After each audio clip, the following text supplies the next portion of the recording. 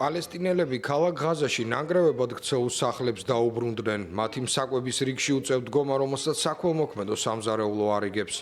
ჯერ კიდევ ძალაშია შეერთებული შტატების მიერ შეთავაზებული ზავი, რომელიც 2 წლიანი ომის დასრულებას ისახავს მიზნად. თუმცა ყოველდღიური ყოფითი პრობლემები დიდი თუ მცირე ისევ გრძელდება. ახლა პალესტინელები საზრუნავია როგორ მოაწესრიგონ სახლები, რა ჩაიცვან, როცა ზამთარი მოახლოვდება და როგორ გამოყვებონ ოჯახის წევრები. ერთ-ერთმა პალესტინელმა ქალმა, რომელიც საკვების რიგში იდგა, გვითხრა, რომ ის მხოლოდ საქველმოქმედო სამზარეულოს იმედად არის, რადგან მას მისი შეძენის შესაძლებლობა არ აქვს.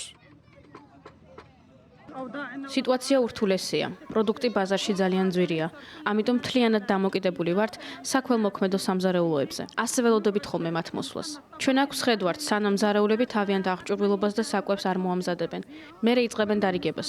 თუ არ მოვლენ, მშივრები დავრჩებით, რადგან არ შეგვიძლია ასეთი მაღალი ფასების გადახდა.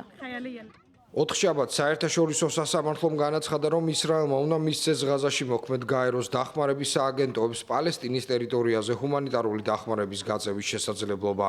გადასასვლელების ჩაკეტვისა და ისრაელის მიერ დახმარების ჯგუფებისთვის დაწესებული შეზღუდვების ფონზე ჰამასი შუამავლებს მოუწოდებს გაზარდონ დახმარება ღაზაში.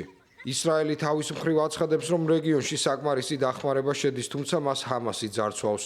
ბრალდებას გაერო და დახმარების სხვა სააგენტოები უარყოფენ. გაეროს მონაცემებით ომის შედეგად ღაზაში დაახლოებით 61 მილიონი ტონა ნანგრევია.